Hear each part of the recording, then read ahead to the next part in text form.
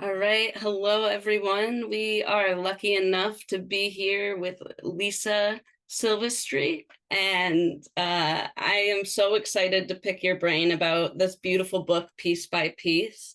If you haven't heard of it, we recommend it, and we're going to spend the next chunk of time just diving in and seeing what things we can connect over. So, thanks for tuning in to those of you who are here in person and those of you who aren't.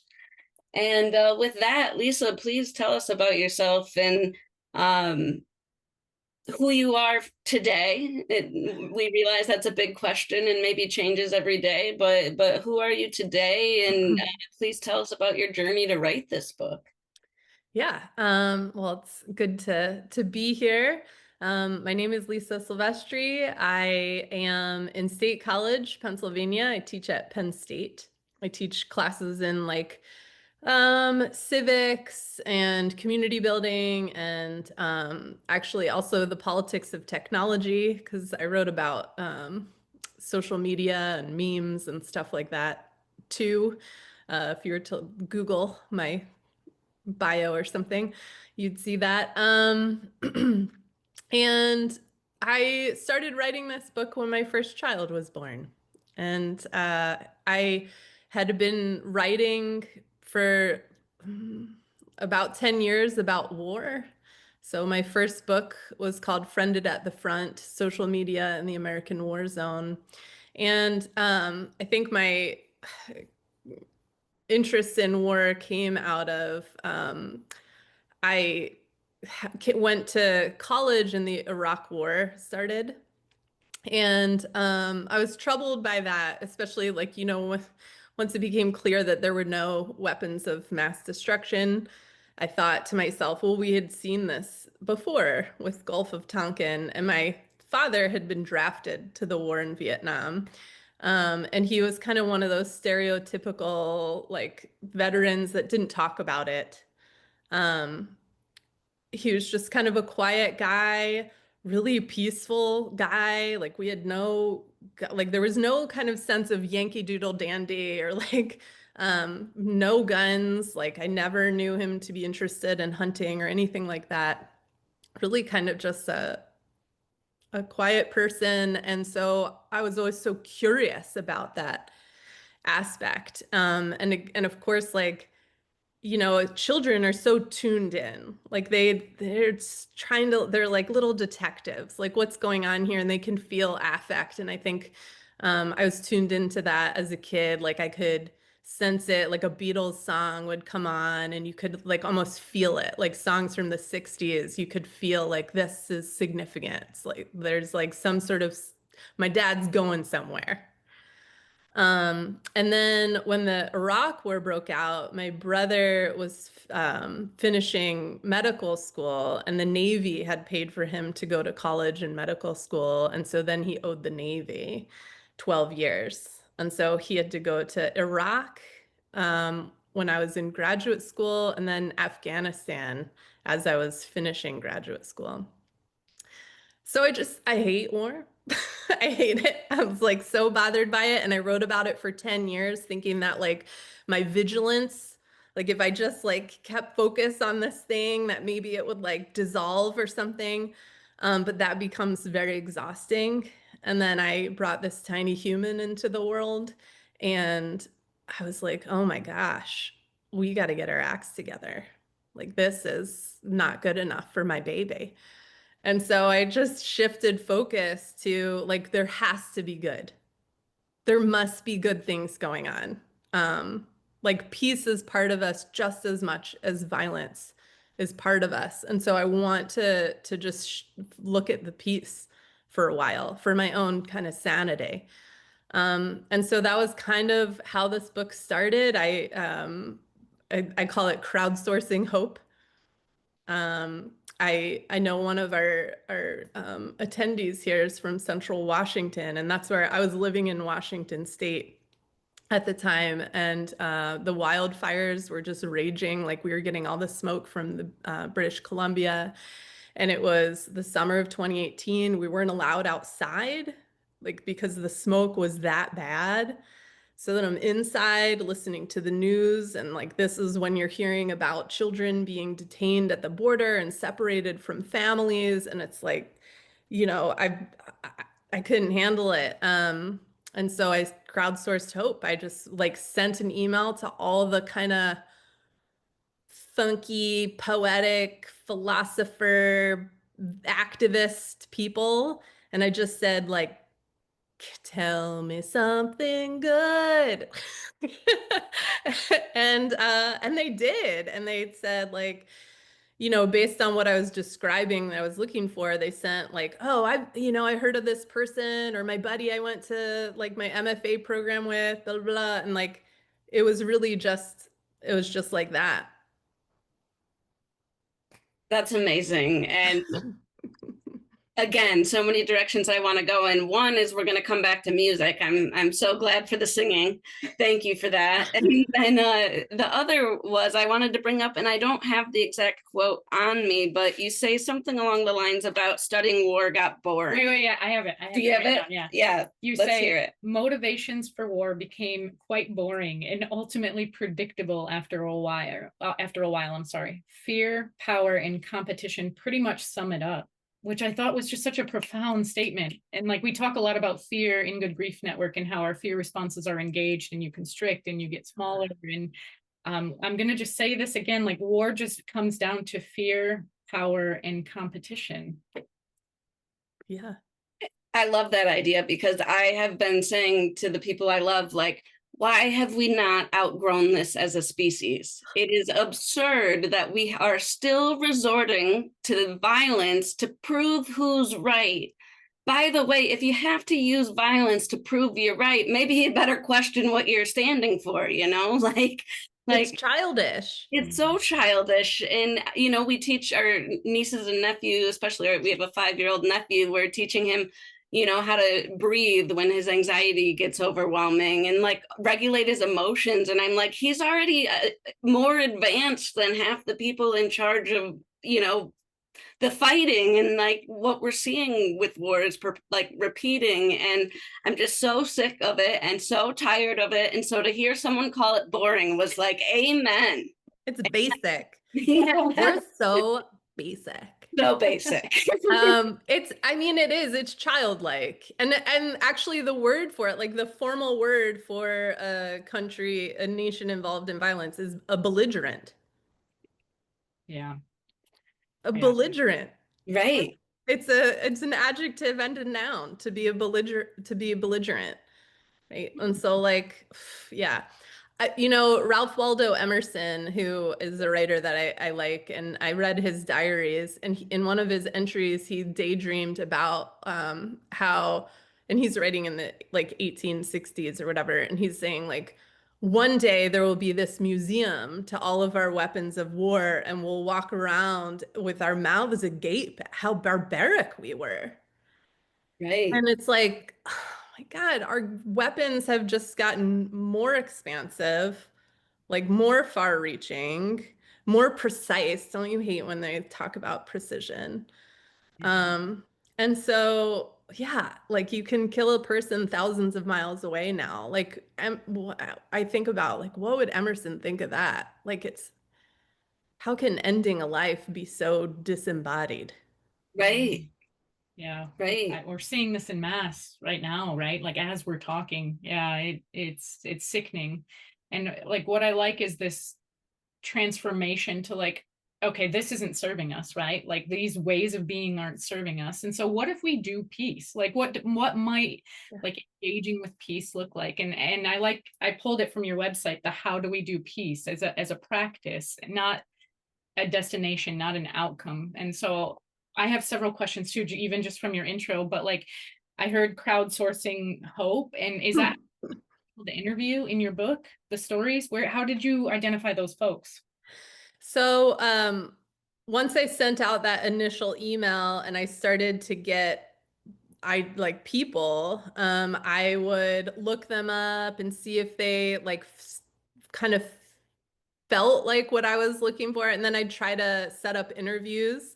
And so I set up about like a dozen interviews over the course of 8 months. So I like, flew, this was pre-pandemic. And so I was able to like fly um, and like and I ended up picking eight. So the book tells like these eight stories because they were kind of the best illustration of, and I'm sure we'll talk about it, like this idea of practical wisdom. They all kind of had this like sensibility about them. And so that was kind of it. Like they're wildly different stories, like people of all different like ages and backgrounds, like working in different contexts. But they all have like one of the people in the book called it like a kernel of crazy. But it's almost they kept a childlike aspect of us that's like the opposite of violence. Like they kept the childlike like creativity and imagination and like and curiosity. So like, you know, that's also part of us. Peace is part of us just as much as war. Like we are people who build each other's burned down barns. Like that's who we are. You know, like, and I think that we forget. And so I thought like if we could just start flooding the airwaves with more of these stories of who we are and what we're capable of, like maybe that would offset this dominant version of us as these like, you know, aggressors. Yeah. And I mean, I'm hearing in your what you're saying, and I want to go like four different. I know, I'm having to like dial down, but like moving from this power over structure to power with, right? Like Mhm. approach of peace is understanding everybody's inherent worth and dignity, and not just like saying my way is the right way, and if you don't agree, I'm gonna bomb you. I'm gonna send a drone or something. I'm sure we could talk a lot about this, but I'm curious if you want to go and chat about the format in music, or if we want to talk, because there's some really cool words that you use that I would love definitions for. So I'm wondering where we should go. Is talking about formatting of the book and music, or get into these cool definitions? Well, let's start with music because I like the idea of the book being like an album. I think that will help us look at the other things. So yeah, let's start. You right away bring in music and folk music in particular, but just the power of music in general. And will you explain to us what you explained to me about how you wanted this to be like an album, and I definitely picked up on that vibe and think that it worked well throughout. And as someone obsessed with music, like any details you're willing to share about how the process went and what kind of music were you listening to while you wrote this? Mm-hmm. Anything you want along that Yeah. cover. Well, you vaguely called this a chunk of time that we're going to talk. So I could go on and on, but I didn't initially like have the idea of this being an album. In fact, like, and I think I talk a little bit about it in the intro. I didn't know what this was going to be. I just knew I had to meet these people and do these interviews. And so I didn't think it was going to be an academic book. I don't really like that genre. I'm a first generation college kid, and so having to learn to write like that was like learning another language. Um, I could tend to just write how I talk. And so, but that's kind of what like in academia, that's currency. So I'm like, well, I guess I ought to write something, and I don't know how to do like audio engineering to make a podcast. That would and so, um, like I think after doing the interviews and like listening to them again and like working with the transcripts and the themes, like it reminded me of folk music.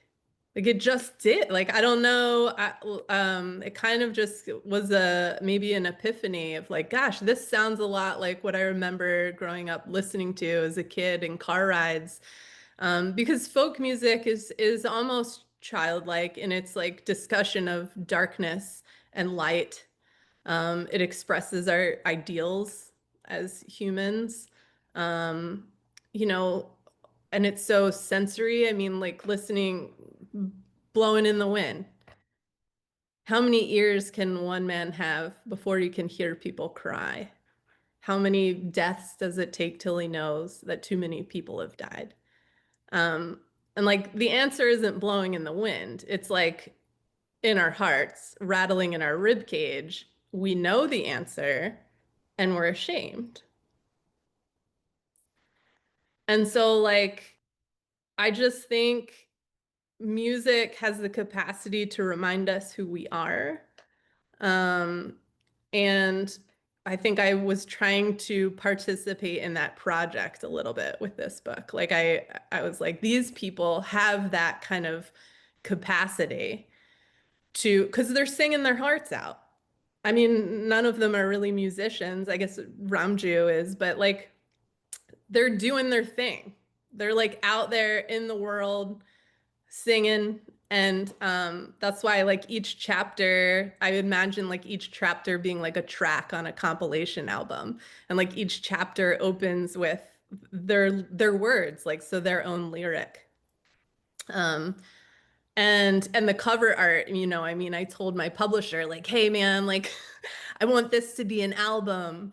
And they're like, okay, but it is an academic press within like, an academic series. But they did pretty good, I thought, like trying to make it groovy looking.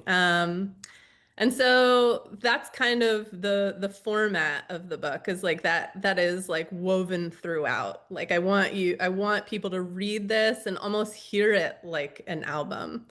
And I put them in a particular order, just like an artist putting an album together. Like you want to hear the songs in the right order.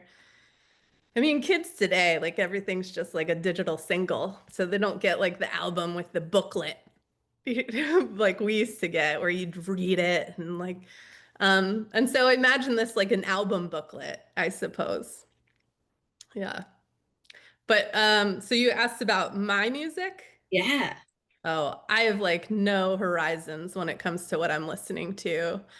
I grew up in Philly, so like the sonic backdrop was a lot of like soul funk, R&B. I mean, like playing basketball, the boombox, everyone had a boombox. So it was like Tribe Called Quest, Skilo. Remember, like, I wish I was a little bit taller. Wish I was a baller. Yeah, exactly. Yeah. So that, but like my household was a lot of my parents listened to everything like from the 60s, from their coming of age. Um, the soundtrack to the Vietnam War was in there, but they listened to like James Taylor, Carole King, um, yeah, and I don't know. Like I listen to everything. It depends what I need. It's almost like it's medicine. When I'm feeling sorry for myself, I like put on the staple singers, like calling for mercy.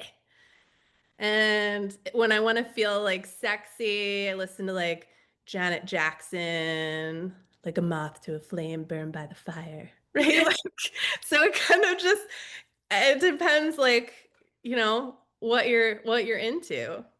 All of Sitting it. on the porch, Willie Nelson, like it's the best and it's so sensory. It's so sensory and I think like that's like we need more presencing, more grounding, more embodied sensory. And so for other people, maybe it's not music, maybe it's looking at art or regarding a tree or cooking. I know during COVID, like people were like rage baking. Right. Yeah. Right. That reminded me, and of course, I can never find, I have ADHD, and so I'm either like super present in the conversation or like not able to find the quote I'm thinking about. But I'm thinking about, listening to all the different types of music you listen to. I also am that way. And like any type of music, I love it and I want more and I want to learn about it and I want to learn about the artist who made it. And Yeah, yeah. it just, it reaches us beyond a level that we can put. Cellular. It's a Yeah, cellular level. Mhm. cellular level, definitely. And consuming such like that is part of the privilege of being alive today is we have access to music from all over the world Mhm.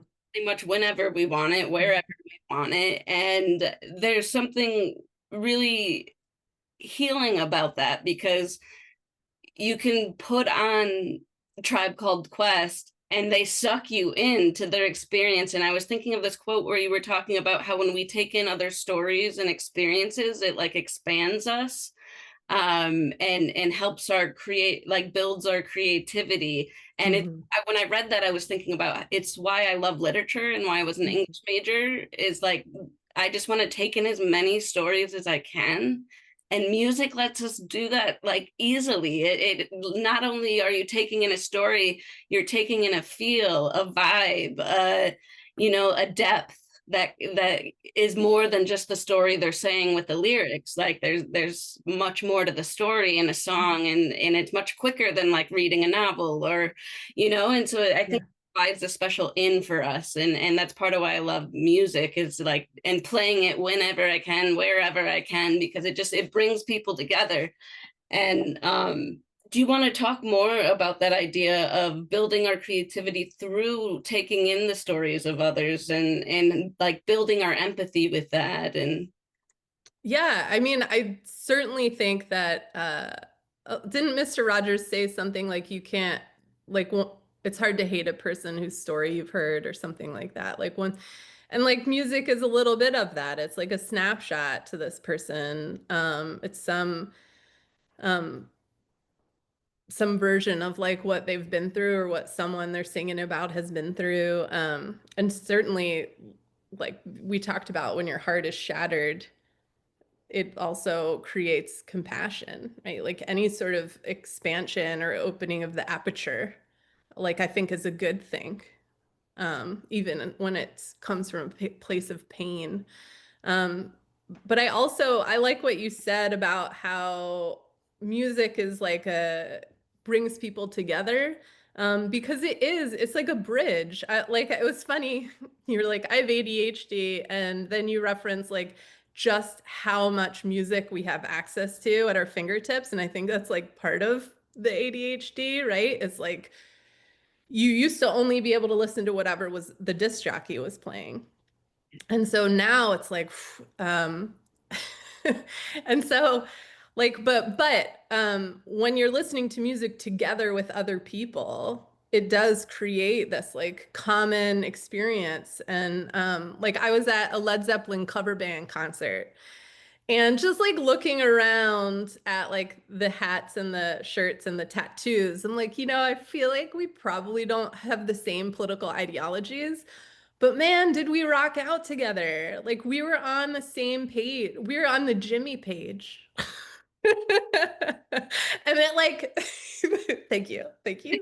Thank you. And it like that humanity kind of spilled out onto the street, right? It's like now like, you're not a stranger to me. You're like a fellow fan. Um, and so like it is like a nice kind of touchstone against that I talk about like that experience of drift that we're having, like this kind of groundlessness. Do you want me to talk about yeah, yeah, that? let's go there. Yeah. So I talk in the intro a little bit about like kind of what I was referencing with your like experience of like ADHD, of like um everyone feeling a little bit of that like distraction. Drift is this experience of groundlessness that like it comes from like a fundamental like disembodiment. Um, and there are a lot of reasons for it. I mean, like our jobs now are sedentary. Like you talked about, we can listen to music from other times and places, like very easy. Like so, there isn't a lot of that we're experiencing like in the here and now. Like we're just always looking elsewhere. We're looking at screens.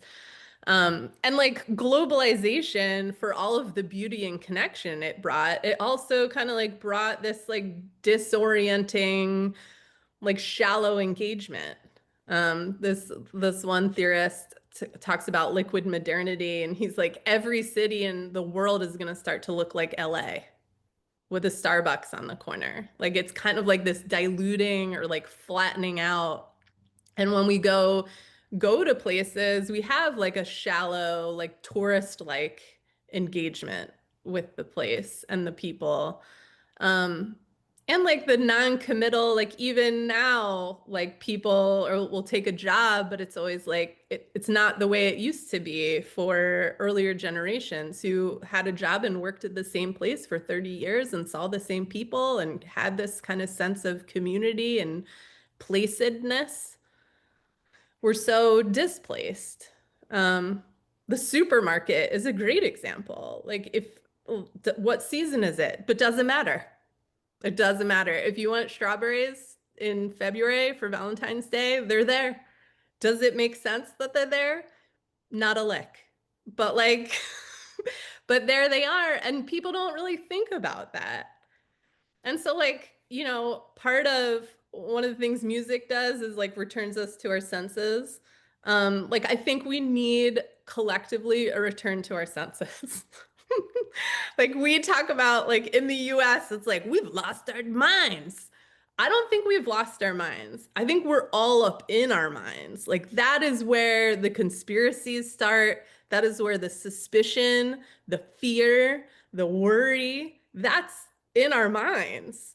But like if you can drop down into your senses into like what's in front of me and what can I taste and smell and touch, like then you come back to, I don't really think there is like a child sex ring in a pizza joint outside of DC. Like that doesn't seem real. But like that requires you to like come to your senses. Right. Yeah. But this is what I'm saying, America. Yeah. I mean, That was good. That it's was making Come good. to your senses. Yeah. it's making me think of two quotes. One of which Jazz is, Hines. yep, Yeah, yeah, we are thinking of the same quote. That's awesome. yeah. Jazz Hines says something like, "If you're not in your body, you're out of your mind." Ugh, I love that. Who is this person? They're a somatics person. And Trying it to was in a chat with Reverend Angel Brilliant. Kyoto Williams. Brilliant. Chat with- Brilliant. I mean, of course, a somatic person, but like, yes, Yeah, let's see. hard agree with that. And then the second question or second quote that came to mind is by David Abram. And they like coined the more than human world. Sure. And they said something like basically if the world is to be saved, it's a rootedness, a coming back to our senses. And Yeah. we also think that what we try to teach a lot in Good Grief Network is a lot about pausing and about slowing down. Like so much of our day to day is about going faster so we don't have to feel because we're not equipped to feel. We don't have many of us. Mhm. I mean, Jude, our 5-year-old nephew, is being raised to understand feelings, but so many of us don't have those tools. You know, Mm-mm. skipped over that part of education and prioritized other less helpful, less Well, yeah. just more abstract, more disembodied, like STEM. Like, look, I love it. Like, we have penicillin and we have like bridges that stay up. Like, I love STEM. However, like, we can't just keep strengthening that part of us. Like, and I'm a humanities professor. So, of course, I'm like evangelizing.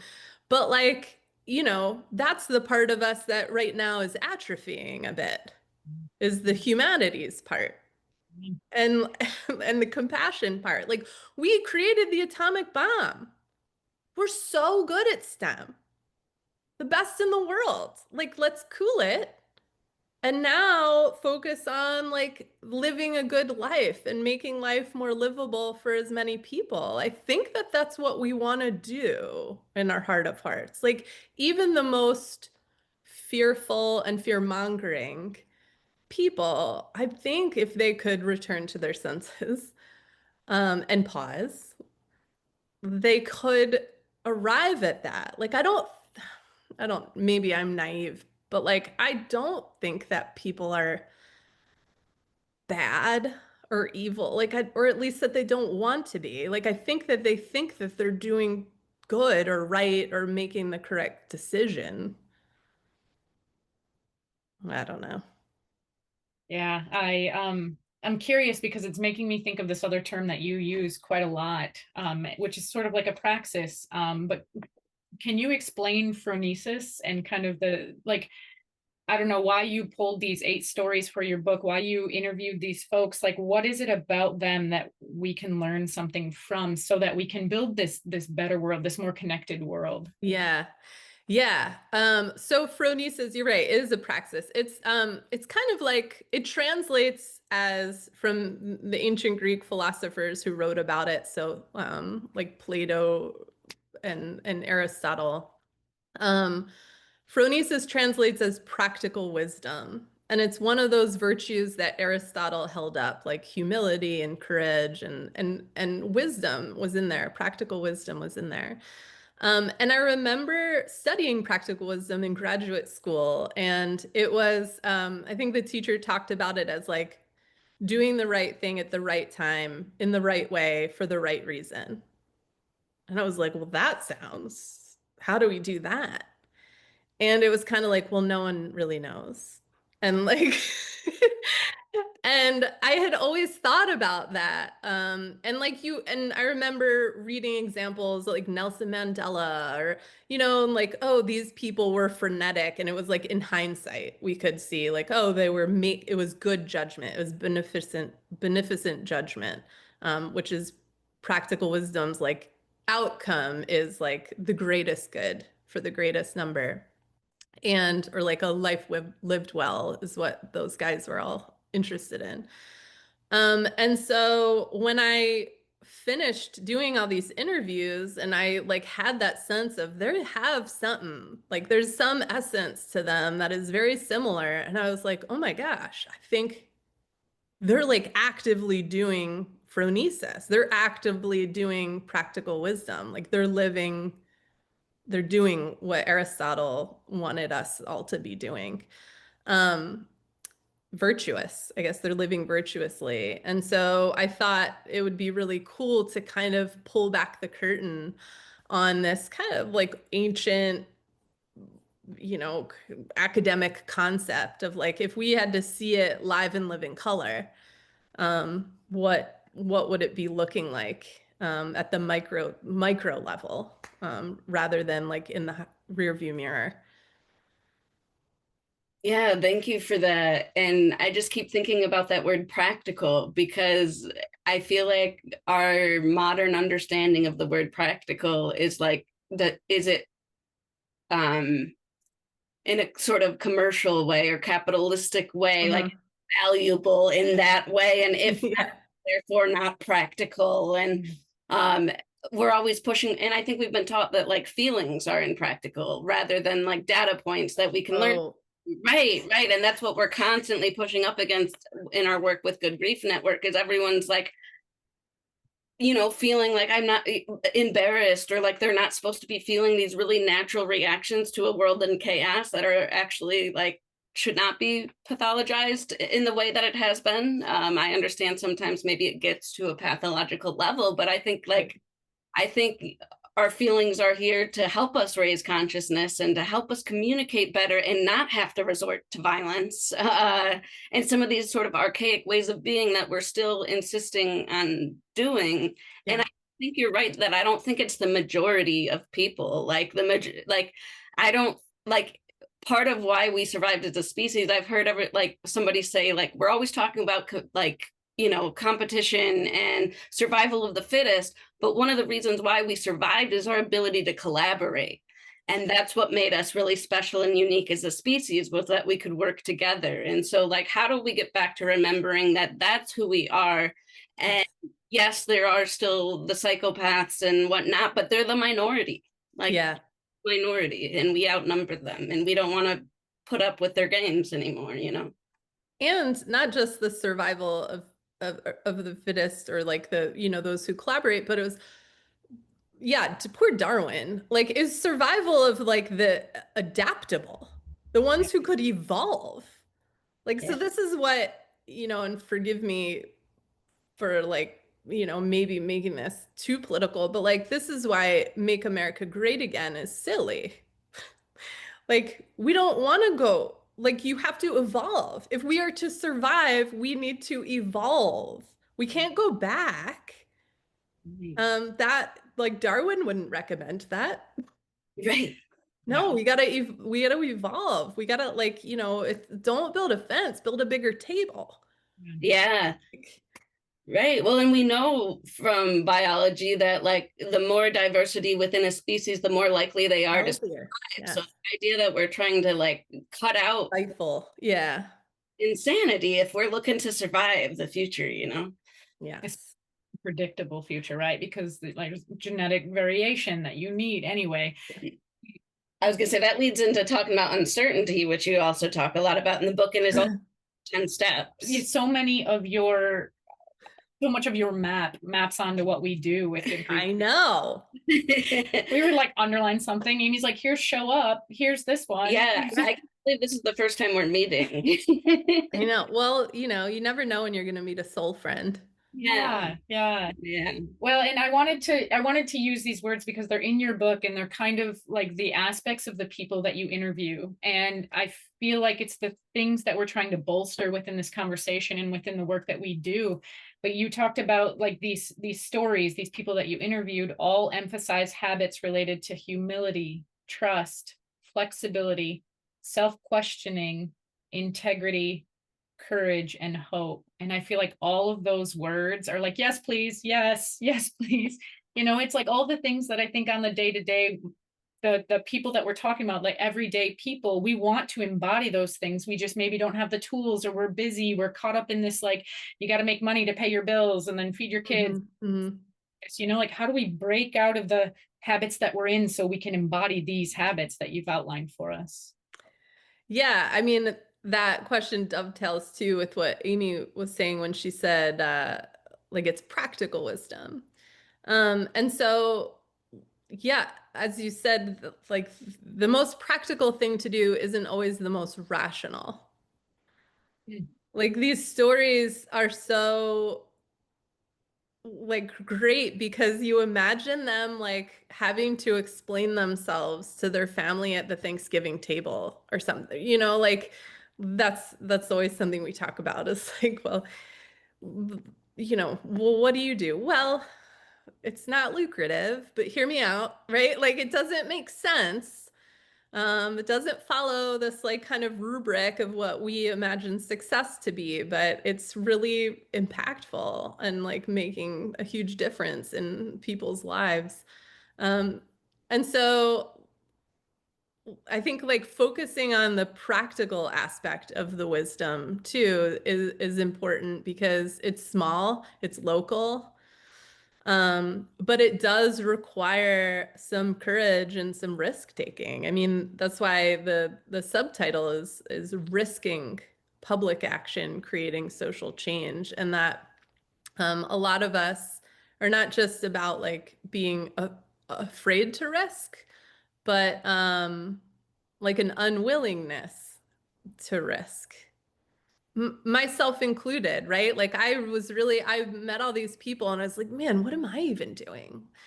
Um, but like I did my own thing by putting this book out there because that's like the skill set I have. And so and like I, can reach people this way.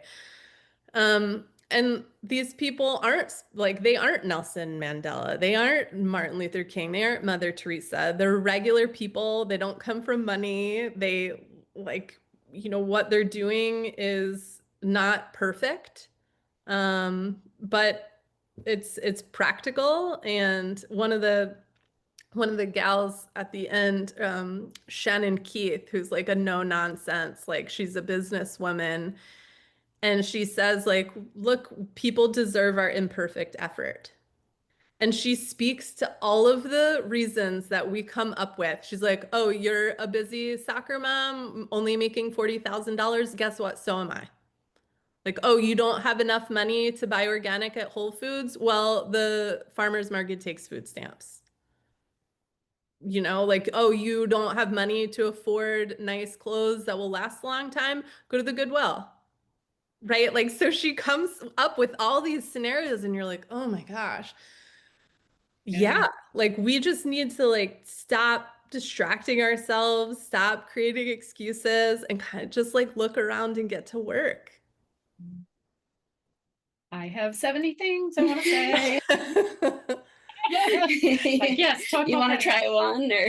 Well, yeah, I'll try one, but okay, two. Okay. The first thing that I'm thinking about is how much we're a society of addicts. We're addicted to the culture of convenience, the culture of options, the culture of we're not enough, so we need more.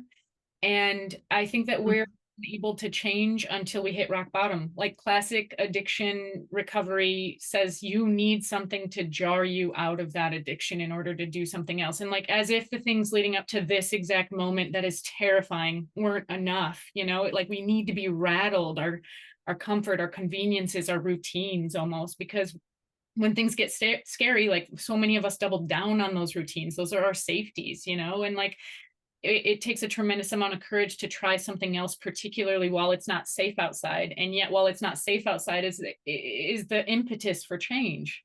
And so it's like this weird paradox that we're stuck in where like it's a giant invitation to transform, and yet we're all kind of scared or busy or distracted from that transformation. What, and I would add, sorry to interrupt there, that, you know, when if we're looking at our kind of cultural addictions going on that are fueling this and leading to this, I think it's also important to note that the idea of the 12 steps program is that like you don't fight addiction alone, you know, you don't, and that, so we need to one, be talking about it. We have a step where you kind of like make peace with the fact that you can't live perfectly in this culture and that there's always choices that feel yucky, and you know there's no perfect way to be in the fucked up world. And God, it's funny, now I'm losing my train of thought. Back to you for the question. Yeah. I mean, like, there's perfection is fiction. I mean, the only perfect butterfly is one that's pinned under glass, right? Like, you got to be out in the world, like making mistakes, and that was why I wrote a lot of the mistakes into this book, like that people admitted, like I didn't know what I was doing or what, you know, and I had to adjust all these times. But yeah, so I think if we give up on perfection, the other thing I think is important, one of the like definitions that I make early on is that like we can't, peace is not the absence of war. Like we can't wait for war to end to start waging peace. Like we gotta, in fact, like while war is waging is when we need to be more adamant about, you know, bringing about peace. So and I start off by saying like, well, what is peace? And it's not like a ceasefire. It's not absence. It is an active presence. Peace is about bringing the conditions that promote human and planetary flourishing. Like that's what peace is. It's not a ceasefire. That's not, I mean, that's not a bar to aim for. Stopping the madness. I mean, that's an important step, but we can't stop. I mean, or we can't wait. And so like the way out of that paradox is just plow through it. I was really lucky in May. I was invited to talk with these fellows who are participating in the Young Southeast Asian Leadership Initiative. And this woman, and they had all read my book. And this one young woman from Myanmar was like, yeah, I love peace. You love peace. Like, I like, you know, really great. Loved the book. But back home, our education facility was just bombed and burned to the ground. So, like, what do I do? Like, how do I go back there and say, like, guys, give peace a chance? And I was like, oh. And I basically said, like, you can't give up. Like, now is the time. Like now, and it can start small. And like let your smallness liberate you, not discourage you. Carter, when President Carter died, there was like interviews on the radio with like the hostages that he had freed or helped to free. And one of the hostages was speaking about his experience. And so they were like, you know, in captivity for like 440 days or something like that. And he said early on in his you know, being held hostage, They let him outside for 15 minutes. And that would be the only time that he was outside for over a year. But while he was out there, before he was taken back in, he grabbed a fistful of grass and shoved it in his pocket. And he said that like got him through, like just feeling the grass. And then he would like smell his hand and it would remind him of like playing in the yard with his kids or playing with his father when he was a kid. And so sometimes, like, when you're in a situation like where there are bombs outside of your window, like sometimes you have to like bring a little piece to yourself just to like remember the humanity. Remember, like, this isn't us. I mean, it is us, but like, so is this like fistful of grass and what it reminds me of, right? Like, and so like the smallness is a source of like empowerment, I think. It can be, yeah.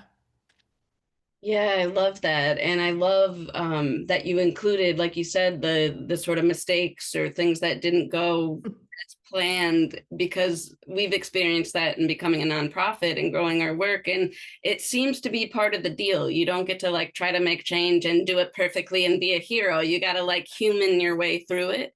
I know. It's influencer culture. It Yeah, ruined, like everyone thinks like everybody has to be perfect. Like I can't start interacting with the world until I have my brand. yeah, Like, right. no, no, like you make the mistakes. Even choosing to become a nonprofit is a decision, right? Like there are all these little decisions that you make along the way, and you go like, does this feel right? Like, does this feel true? Does this feel like, and you don't know that until you're at that point. Right. Like you can't know everything. I have students come to my office like and they're like, you know, I need your help. Like I don't know all of these things. And I'm like, yeah, you're in the class now. Like you don't need to know all those things. Like you're learning Right. them now. Like you don't need to be perfect before you learn. Right. Right. Well, and I think that idea is what keeps people from taking action. Like, oh, I can't do it perfectly. And then we do this thing where we like want to make superheroes out of our heroes. And then if we can find any wrongdoing they did, it like somehow cancels all Mm. what they're really. Yes, yes, yes. And like that, I wish we could just let go of the fact that anybody is going to do it perfectly. And one instance that really moved me from the book was the woman teaching ballet classes in refugee communities. And the idea of like, this westernized dance being translated into the refugee community, and like Yeah. is it amoral? Didn't matter. It was bringing people together. Like there wasn't any more time to talk about that because everyone was already like a community. And I loved how you talked about there were mistakes made, but it was always relational. And Yeah, the idea that we can make mistakes, and if we do it, like let's try to make amends. Like that's part of healing for both sides. right. And she didn't let that like she could have let that hamstring her. Like because she was all in her head about like, oh my gosh, like I'm this white woman and I'm gonna teach the nutcracker to Muslim and Jewish students. But in the end, like it didn't matter because little girls love ballerinas and everybody knows the Nutcracker. Like, and it's okay. It's okay. And like and I'm sure they were charmed by her like hesitation about that, right? So like you said, the relationship, like not coming in to save people, but just coming in with like open palms, like, will this work? Yeah. And then no, that didn't work, but maybe this works, Right. this piecemeal, stepwise, like, Piece just by piece. Is that what you're trying to say? almost. It's making me think so much about like not only is an obstacle of like unattainable perfectionism, but another obstacle is like systems are so big, I'm so little, nothing I can do matters, nothing I can. Yeah. I've called my politicians, I've signed the petitions, I've done these kinds of things. And so what I really like about your your modality, your methodology is also, and you even said this earlier in the conversation, but we can start small. Like it's permission giving to be in this relationship with those around you, with the things you can do. And so I'm wondering if you can speak a little bit more to that and like how we can reclaim our sense of agency in a time that it feels like it's just being taken away. Yeah, that's a that's a comment I get often, like especially in academic circles. They're like, well, this is it's like neoliberal to tell people to like recycle or and it's like, well, yeah, but because they're like, oh, well, these corporations are the big like environmental problems. It's not like me and my yogurt container, but it's like, but it's also me and that's something that I can do. Like, why not do it? I mean, that was what Greta Thunberg was so like, why wouldn't you like take care of your stuff? Um, and so, I think it's also important that the subtitle is risking public action is like putting the thing that you're doing out there for other people to see as best as you can, right? Like, so don't, I mean, I think it's good all the individual like household choices you're making, but I also think the power of like putting out solar panels and then like the people in the neighborhood go, oh, well, what's that about? Like being as public as you can. My my husband always, I forget what he calls it, but when I take my kids to the grocery store, I like kind of loudly narrate things and like why mommy's making particular choices that she's making. So like in the yogurt aisle and the kids see like the like exciting yo plays that come with like, it's an individual and then it has a plastic top and a little plastic spoon. And I go, well, like we love like the ocean and turtles and like those if we get those, they last on the landfill in the landfill for, centuries. I'm like, so we try not to buy that. Like we get the big one and like that. And I like say it really loud. And the kids have all heard it. Like they know exactly. They don't even ask for those anymore. But like I do sometimes see a person like reaching for like the individual and then like go, right? Like, because I think, like you said, we love, who doesn't love convenience? Right. Right? Like who doesn't love that? And like but you also have to give yourself grace. Like the hypervigilance. I mean, sometimes I just cannot get the peanut butter off. And I'm like, oh, I'm gonna put it in the trash can. But like you have to also let that go and just do your best. I mean, that's what these folks in the book, they're just doing their best. When they're presented with a choice, they think, like what choice is the least harmful? Because like we chose, so we have solar panels and people are like, well, like that's just as bad or like that also has all of these environmental harms and stuff. And I'm like, yeah, but they're less. And so I'm going to try to make that choice. Like, like at the end of the day, yeah, probably everything is owned by like Anheuser-Busch or something. I don't know, but I'm trying, and that's Yeah. all we can do. Well, and I think so much of like that sort of addiction to convenience is because the way our work structures and things are set up is that we're Yeah. always rushing and we're always feeling like there's not enough time.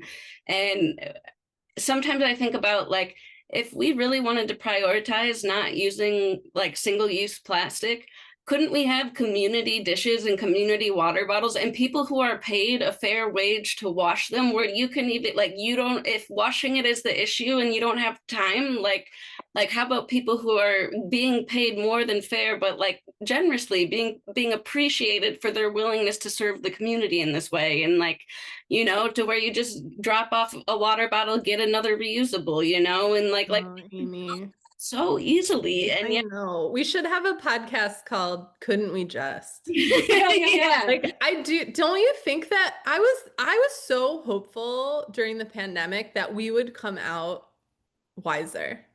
yeah, I thought we would come out and be like, wow, did you see how nature bounced back for like a little bit? And like, wow, like sports aren't that important.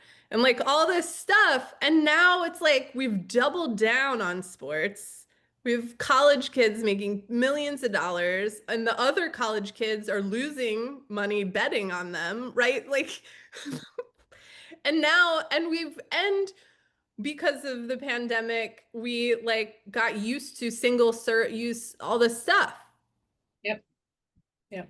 And like, oh man, don't even get me started on like iced coffee and but like all this plastic container and a plastic straw every day. These like, and it's probably because I'm on a college campus, but it's like all Starbucks does all day long is generate waste. Yep.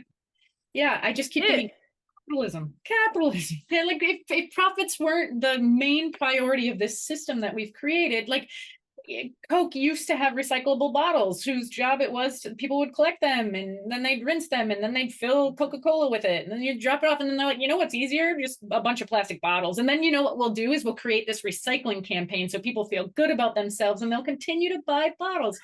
how did we get here? Right. Remember when we were like, we can do anything, and now we're like, everything's terrible? Like, Yeah. this is it. This is like what the pendulum swing is. This is why music. Yes. Yes. Oh my gosh. Well, and Yes I'm to thinking that. about this part that we reviewed earlier today in your conclusion, where you're talking about how it's the misfits and the minorities who often press up against social norms because Yeah. they don't work. They're already questioning the systems. They don't serve them. Yeah. And moments of reflection, we're like, I've been doing this my whole life. My whole life was like, that rule is dumb. Who made that rule? Why are we following this rule? And I was a huge rule follower. And then Laura and I met, we were best friends for 8 years before we decided to be together. And the moment I met her, she was like, those rules are dumb. Why are you following them? But I come from a middle class background. Huh? I come from tremendous poverty, abuse, and neglect. And like the systems very clearly were not here to serve me. It was like, well, you follow that, and to what end? Like, Yeah. Yes. Like I never fitted in the systems anyway. Why would I try? They're like dress it. I could never get over that she doesn't like to dress up. And like even for like a special occasion, and she's like, dressing up is classist. Like it's meant to say that you can fit in the culture and you can afford because to you fit can in the afford to culture. fit in the culture, therefore you deserve the job. And Yeah. like, how messed up is that? And so it's just like we've done everything backwards. And so why can't we just pause? Like, and they know that, which is why advertisers are trying to keep us gambling on our phones, arcades and all that. Like everything is calling for our attention to distract us, because when we sit still it hurts. We know our bodies and our souls know that we are doing things right. And eventually we're going to have to come to terms with that, or we're all going to kill ourselves. You I just know. I mean, that was what Laura, when she said hitting rock bottom. I mean, like so in the winter time, I'm a good Episcopalian. In the summer, I go outside for my church, but in the winter, I like go to an Episcopalian church. And the priest said one time, like after Sandy Hook, he said, um, that should have been rock bottom. yes. Like, and my fear is that we haven't hit it yet. And it's like, I don't want to have to hit rock bottom. Like, I think enough people are sad. Like, I think people, like you said, Amy, like they know this isn't right. They know it, but when you sit still, you feel it. And I teach yoga sometimes, and yoga, like final shavasana has always been my hardest. And my yoga teacher was like, well, that's because you need it the most. And final shavasana, for those of you who don't know, is literally the one where you're laying down at the very end of class. That's supposed to be the easiest one. You just lay on your back and close your eyes. And that's when I'm like, like I would rather be doing like sit-ups or like something. But like I think we need like a collective shavasana. Yeah, amen. Well, and interestingly enough, Shavasana translates from corpse pose. Yeah. Literally, you are supposed to be like a dead body and just lay there. And our culture's fear of death is what I think leads so much of this like quest for let's conquer everything and, you know, Including death. Yeah. afraid of our own mortality. And so like we do need a collective shavasana. Like let's all be dead for a minute and just like see how to move from there, because I guarantee if we're actually like connecting within ourselves to each other and to the earth, it's not going to be moving forward like we're doing right now. Like it doesn't feel good. That's why their illness is up, cancer rates are up, you know, mental illness of all kinds that maybe sometimes isn't even mental illness, is actually like a healthy response to the sick culture we're living in. Like, you know, so many of us know that things are not okay and we can do better. And the fact that I feel like we're starting to lose that we can do better part just breaks my heart, and is why I love your book. Is like even if you don't know how to do better, try something. Yeah. Like it can be as small as, you know, giving water to unhoused people on a hot day, or, you know, just like find something that will do something other than deteriorate your soul Yeah. in this sick culture, you know? If I could like offer a useful prompt, I think too, for people who are like, I want to do a thing, but I don't know the thing to do. Well, one is at the end of the book, I have a bunch of discussion, like reflection questions. So even if you like start reading the book and think it's crap, like at least skip to the end. There's like some questions where you can kind of get to know yourself in a different way. And I've learned that this prompt is useful in my classrooms, but also for like folks who are on their toes and want to act, which is to like move toward the things that bother you. Yeah. And so, like, Laura is a total, like, similar to me. I grew up, you know, my dad was drafted to Vietnam. We didn't have a lot of money. My brother had to do Navy to go to pay for college, right? So I'm very attuned to class as well. Um, and so like I think when you let the things that bother you motivate action, like it's more, you'll have more sustaining power. Because those things you'll never quite get to the bottom of. Like you'll never be satisfied with an answer. Like I'm never like you know, there's no such thing as just war. There's no Right. such there's not that's not a thing. And it can't Um thing, right? Right. it's Yeah. not a thing. And like we confuse ourselves about some of that stuff. And like you know, your life experiences matter. Like your experiences change your brain. Like it changed, like think about sound since we've been talking about music. It's like people with certain experiences hear a noise when other people just hear a sound. Like, and so you have more training than you think that you do. And so like there's a reason, like I wrote about war because it was part of my background. Like I know people who became cancer doctors because they lost a loved one to cancer. Like you move where, to quote Audre Lorde, you move where the chains chafe you the most. And so, like, this is this idea of like embracing that what bothers you instead of like what interests you. Because interests are fickle. Like, it could be, you know, pickleball one day and hiking the next, you know, IPAs one day, scotch the next, whatever. But it's like what bothers you, there's a constant there. And so like for those listening who are like, well, how can I act? I think that you should think about what has consistently bothered you since your playground days, Yeah. With right? we bring that prompt into Good Grief Network spaces. What It's just, a great one. Yeah. I mean, you guys are starting from that place of like what grieves you. yeah. Well, and so Can I bring in my favorite Banksy quote? yeah. Because it ties back into the art then and the being disturbed. And I loved that part where I read about you asking your students what bothers them, because Banksy, maybe you've seen this quote. It's one of my favorites. It says, good art comforts the disturbed and disturbs the comfortable. Hmm. And like I love that idea of like it's not a bad thing to be disturbed. Like there's a lot to be disturbed about right now. Like what's disturbing you so much that it affects your sleep at night? Maybe start trying to do something in regards to that. And if it's not something you can do, find out a group that's doing it, or because Yeah. ton of, under-resourced, underfunded nonprofits out there doing really good work that are trying to survive in this capitalist culture. Was And that a pitch for good grief? maybe a little, but unintentionally. but also just the nonprofit system in general. Yeah. Like there's so many people trying to do good work, and like we all can help in some way, somehow, even if it's just like sending a message and saying like, hey, you're doing good work, like I see you, thank you. Yeah. Or Yeah.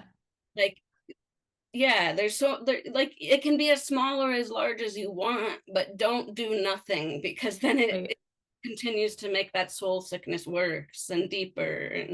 And you can make it part of the convenience cult. Like one of the nice things about like, being able to search, like if you buy groceries online or something, right?